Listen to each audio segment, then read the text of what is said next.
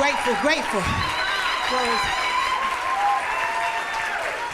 When we're grateful, when we are grateful, we make room for more. Little becomes much when we're grateful. Everything that comes our way, every door that opens, every window that fly open, if we're grateful, it makes room for more. Are the issues of my heart.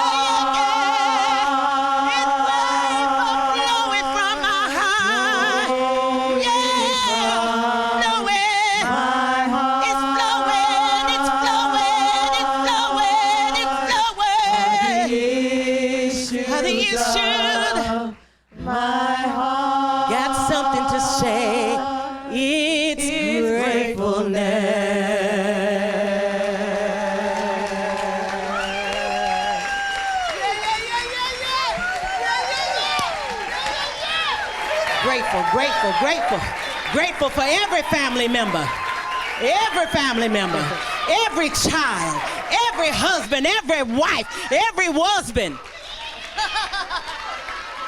Just grateful. You know, Wanda, on behalf of this community, we forgive everyone that has ever held you back.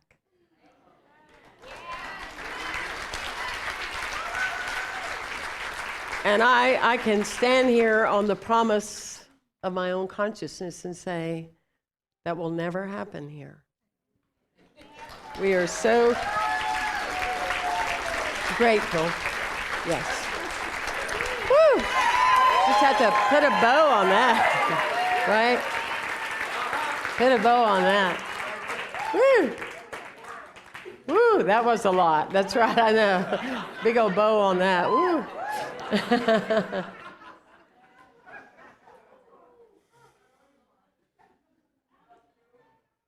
So the captain, realizing that this ship is going to sink, he brings everyone in, and he says, of all of you, he said, can one of you pray?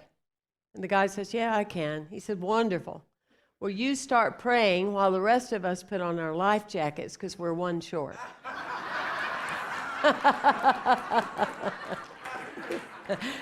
You know, it's a very interesting thing, you know, in our humanity. Like, well, you know, we're running out of something, so let's pray, right?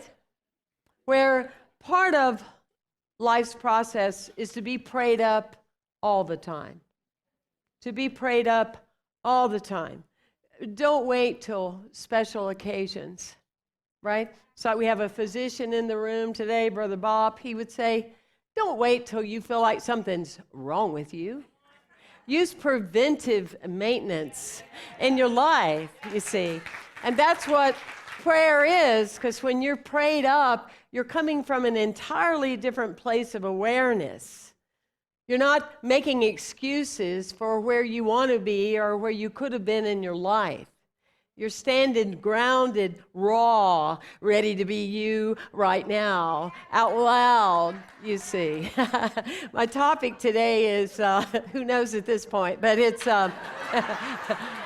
what goes up must come down. And I'm a firm believer on earth as it is in heaven. On earth as it is in heaven, and simply means that it's a guarantee to all of us. That, and we say it often, and Reverend Ron said it, and many of us have said it, this is heaven, but it's our responsibility to deliver heaven on earth around us, to our loved ones, our friends, our family, and that kind of thing. In my book, When Did You Die? I needed to write that book because throughout the course of my life, I had died a little here and a little there. I had made adjustments to be liked or be accepted or been held back. You know, I understand, Wanda, because I've been in that kind of path where people would say, could you hold back a little bit, you know? Right? And so I wanted to identify with what are some of the tools that really help me stay prayed up. And one of those is the song we learned when we were little. Do the hokey pokey. You put your right foot in, you take your right foot out, you put your right foot in and you shake it all about. You do the hokey pokey and you turn yourself around. Hey, but this is the one that I'm most interested in. You put your whole self in, whole self out. You put your whole self in and you shake it all about. You do the hokey pokey and you turn yourself around. That's what it's all about. Yes.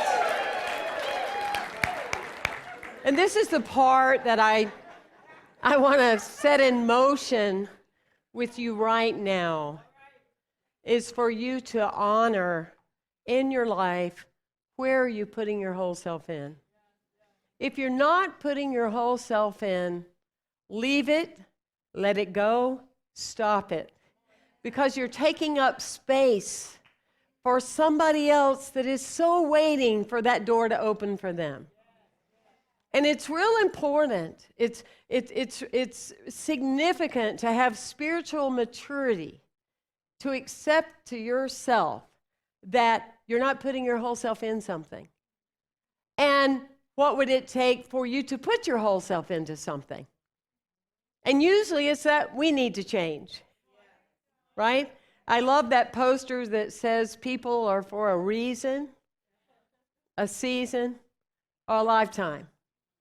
And that's a very healthy approach to relationships. Sometimes BB and I say, well, that was for a reason.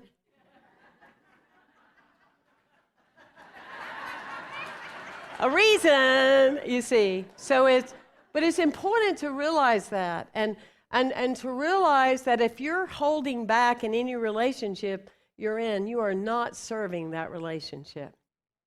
You are not. Most people do not claim to be psychic. Most people can't read your mind, let alone your heart. And if you make adjustments because they've made adjustments, then nobody is really being authentic.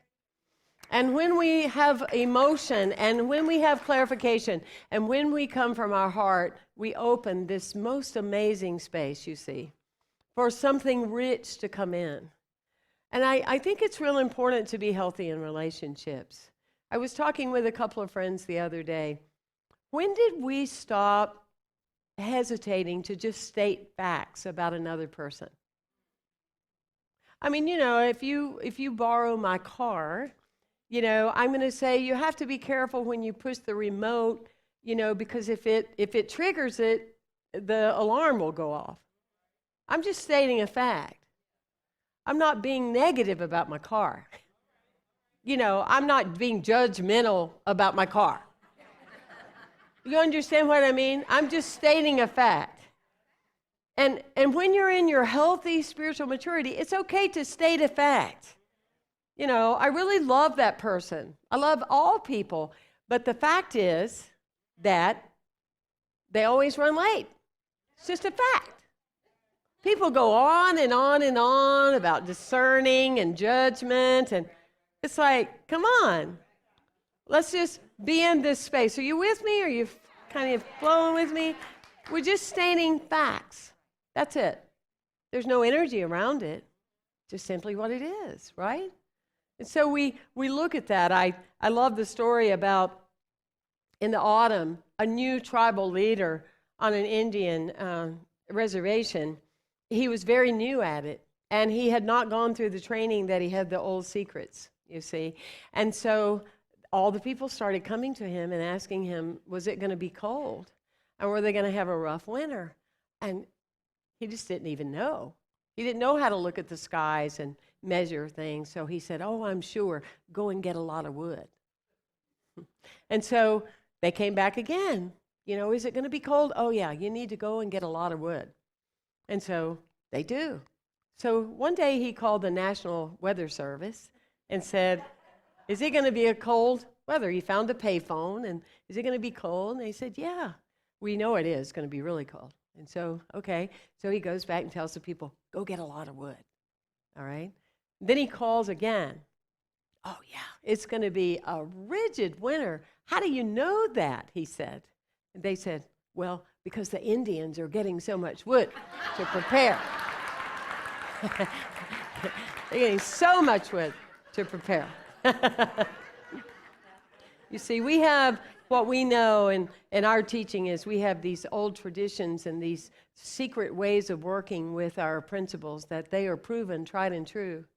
They work. The founder of our Unity community, she was supposed to die at 40. She doubled her life expectancy. Why? Because she stayed prayed up. Because she believed in something other than what she could see, you see.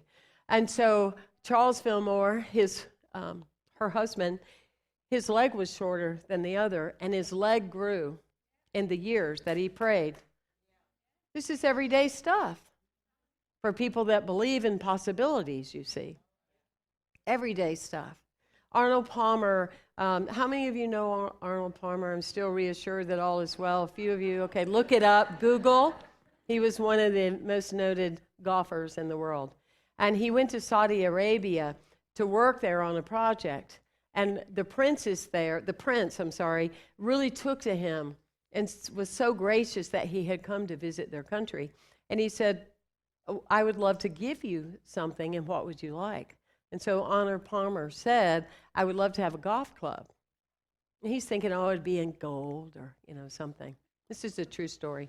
So he goes back home, and he keeps looking in the mail like, well, something's going to occur one of these days. So about 6 weeks later, he gets a title in the mail to a golf course in western Pennsylvania for 465 acres, all right?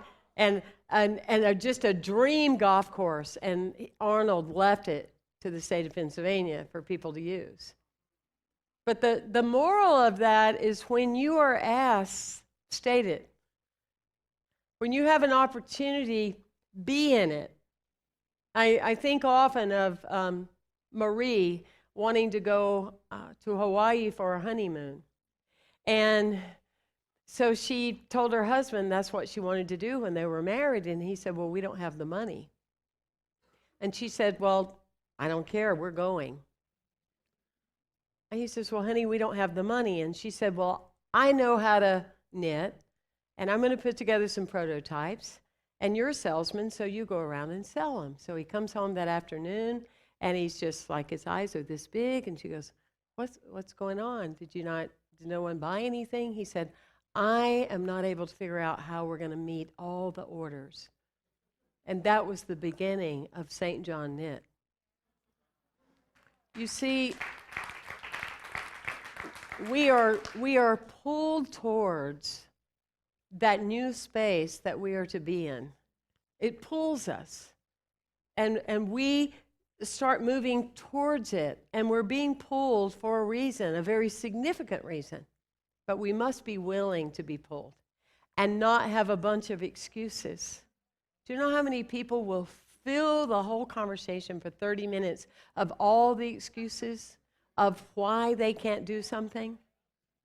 I'm sure none of you ever do that. But you want to let go of those excuses because those excuses are your prayers. And they keep repeating and repeating and repeating in your life. Take a breath. Everybody stop breathing. Breathe in. Yeah, because you're just putting that into the law of cause and effect, you see, over and over again. Tony Evans is a famous black minister. He's very powerful. And one of his biggest fears was to get stuck in an elevator. And as we say about fears, it came true one day. He's on an elevator with a bunch of people, and he said all of a sudden, midway, the elevator stops. And people were hitting the wall, they were panicked, they were screaming, they were shouting, and he just walked over to that telephone and picked it up. The moment he did, somebody was there that answers. And immediately help was on the way. And you think about that, how often people are stuck in their lives. They feel like they're trapped, they're stuck. and they start shouting or start getting anxious or start beating against the wall or start fussing because they don't think the principles work or the law is paying them any attention, when there's this place of stillness that says, just be still. Just be still and know. Just be still and allow that awareness to come into your heart. My great-grandmother, they always told us she was Indian. She was 4'9". And when I was a teenager, I loved to go and see her. And she was legally blind. So you could stand in front of her and you could do that. She didn't notice very much of anything. But it was very interesting when I would come into the room. She would say, "Hi, Temple. You've been working out, I can tell. Hi, Temple, you've gotten taller." She was legally blind, but she could see me. Because she could see me from her heart.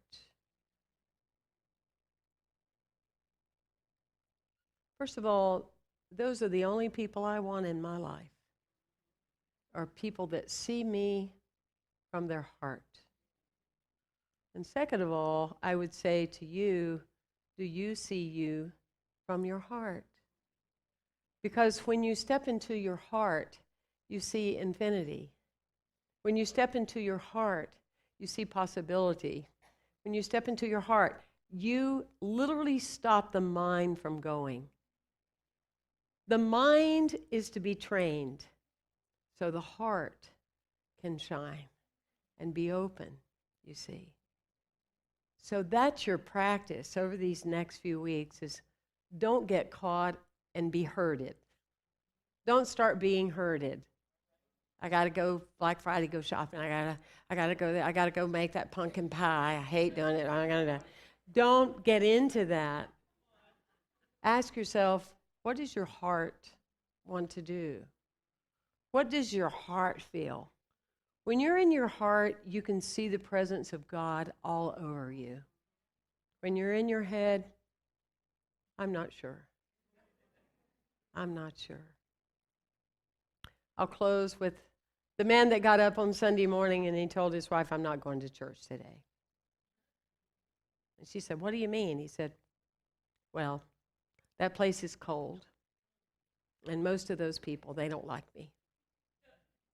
And I don't want to go." And she said, "Well, first of all, it's a very kind place. And I think a lot of people do like you. And you are going to go because you're the pastor."